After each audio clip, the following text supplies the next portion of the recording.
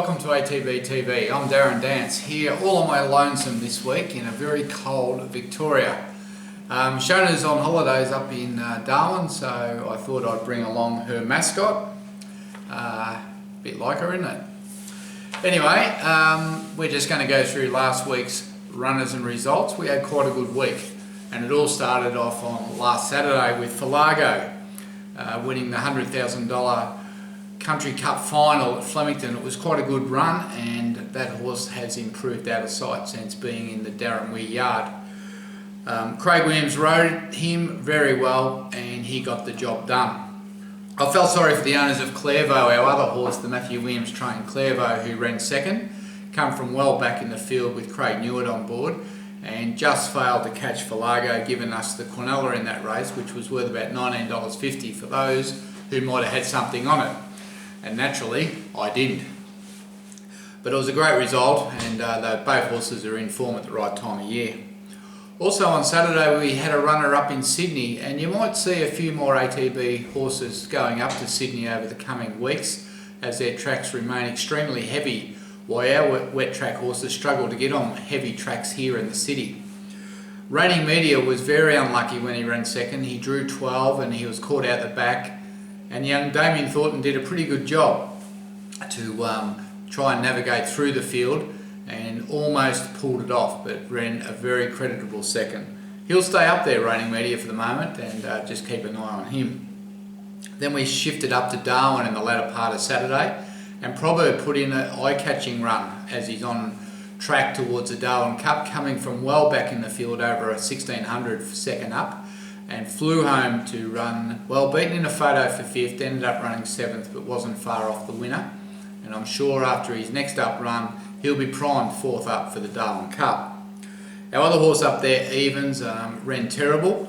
There's no other way to describe it, but she's just not going good on that track up there.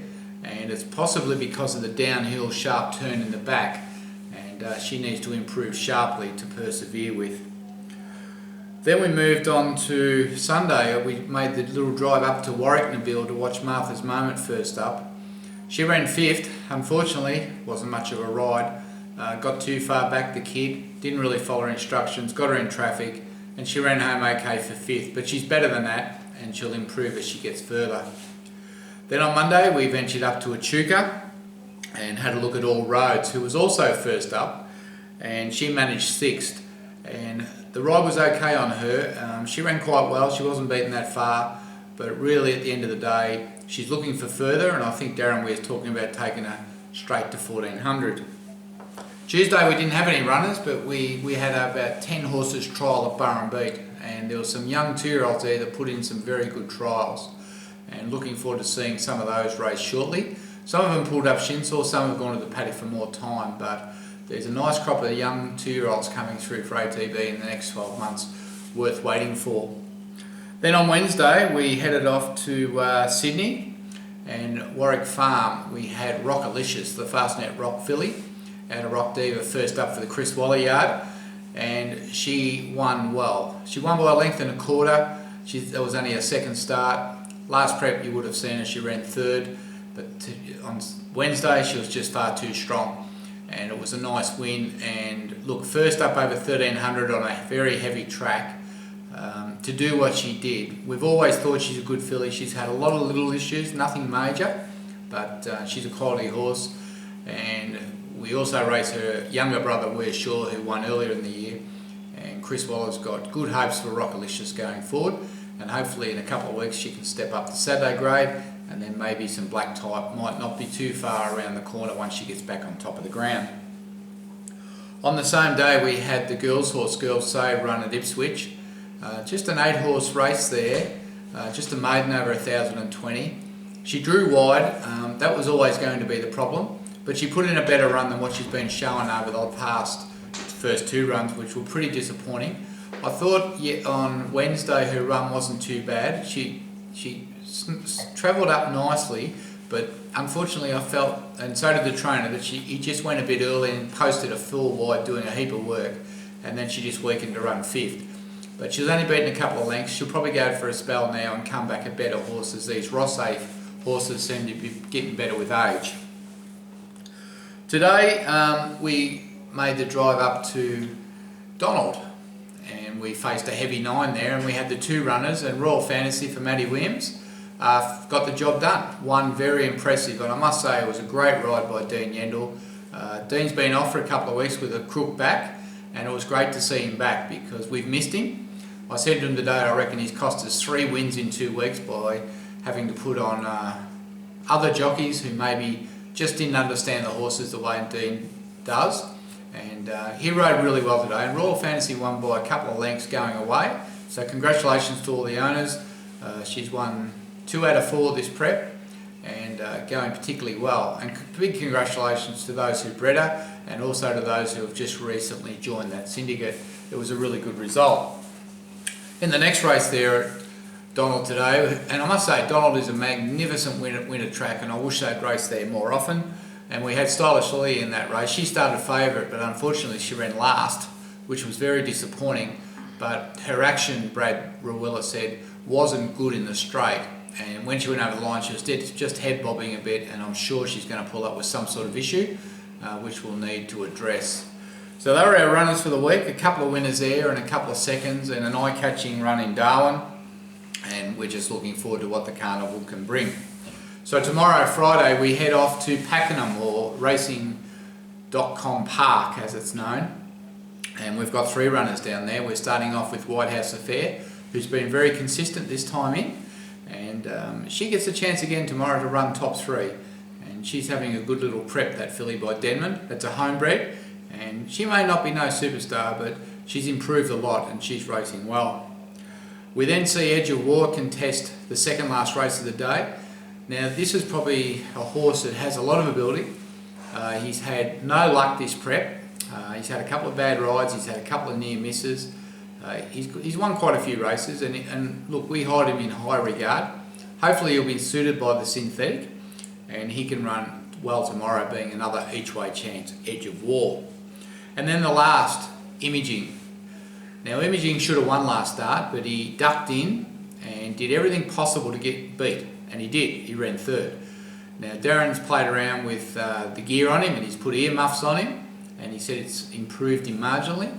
So we go into that good race tomorrow, the last race at Pakenham, hoping that he races a little bit more genuine, because he's got a lot of ability. He's an Adelaide winner, he's in a showcase tomorrow, and hopefully those earmuffs just calm him down a little bit to race true over the last 200 or 300 metres and not throw that race away like he did last start. But he's got to be a chance, but he is a bit of a risk because he does have a few tricks. On Saturday we got 1 runner up at Seymour in Dorsivist. The David Hayes, Tom Dabinick trained Dorsivist. Put in a pretty good run last start, and really he's ready to win. So at Seymour, which can be a little bit of a leader's track, I'm hoping he might be just better than him and he can post his first win and get out of maiden grade. But he's a nice staying type horse. Once again, he's probably going to be a country staying type of horse who will need to run through the grades to build confidence. But I know the Hayes Dabinick team hold him in high regard. Then on Saturday we're down to Flemington with 2 runners. The Chris Waller trained a Basso, who won last start at Sale. He looks well in at this race. He's got D. Oliver on board again, he's drawn well, and he really gets his chance to win a Saturday City race in Melbourne. And he's $5 in the betting, second favourite, and obviously he's a genuine each way chance. Matty Williams also takes Lucky on Barefoot to Flemington on Saturday. Probably would be looking for a little bit more rain. I'm not sure that's going to eventuate. I think the track's currently a soft 5 and he's 13 to 1 or $13, and he's a good each way chance. He's running in good form, as is Matthew Williams, running in good form with horses running all over the place, either winning or running second. He seems to like to run a lot of seconds, does Beatrice, but that will turn around, I'm sure. So Lucky on Barefoot and a Basso Saturday at Flemington, and we'll be going down to have a look at those 2 run. On Sunday at Cranbourne, we got the 2 runners. In fact, I think La Passe may bypass Cranbourne. We haven't finalised that yet, but she may well bypass Cranbourne Sunday to go to Canterbury in Sydney next week, looking for what looks to be a heavy 9 or heavy 10 up there with a another East Coast low forecast off the coast of Sydney. And given that she's just an absolute mudlark, we'd be silly not to go to Sydney with her. And we've been in discussions with Darren Weir that maybe we take her up there and leave her up there for a couple of runs, like what we're doing with Raining Media. So that'll leave us probably a Cranbourne with one runner in Princess Hussey. She ran really well at .com Park first up, and with a little bit more luck she would have placed first up, and she's back in the race with another good barrier on a Sunday, and she's got to be a genuine each way chance. Well, Monday it's Mildura, some 5.5 hours away. We've got a couple of good chances up there, and I'm pretty keen to drive up just to have a look, particularly and watch these horses go around. I've watched them trial and I've watched them win. Grand Arrow was a nice trial winner on Tuesday. He's a maiden, hasn't showed a great deal, but we're looking for firm tracks. The reason we're going to Mildura is we need dry tracks for these horses. We thought they might have handled the wet, but as we've got into winter, the trainers have realised they don't handle the wet, so we've got to go to Mildura searching for a dead to good track, and that's why we're going there. So Grand Arrow, he trialled hopeless in the wet. He trialled okay Tuesday at Burrumbeet on the dead track, and look, he's got to be some each way chance there. Supplements, well, her runs this time in have been pretty plain, but once again she needs to get back on top of the ground, and she's really racing for a future. So hopefully by taking her up to Mildura and getting her on a good track, she can get the job done there and really improve. And I think last time in her prep we took her off a heavy track at Warrnambool and she went to Bendigo on a dead and she won by 4 or 5 lengths. So we're hoping that history repeats itself with Supplements, and really she's going to be a good price. And then Manor Trust, he won well at Donald last start. It was a very good strong game win. He's a big horse. He's by Manhattan Rain out of a Danehill mare. Look, he's no good in the wet, so Mildura, he's probably a little bit too good to be going to Mildura as a 3-year-old, but we are in search of that firmer track. So we think by taking him up there we might be able to win another race with him, and then maybe 3 weeks after that in Victoria the rain might stop and it might start to dry out. And then we go back to racing.com Park on Tuesday to watch Galileo's Pearl, trained by Mick Kent, to have his second career start over a mile. He had his first start there at .com Park a couple of weeks ago over 1300. It was clearly too short for him, and we're disappointed in the ride.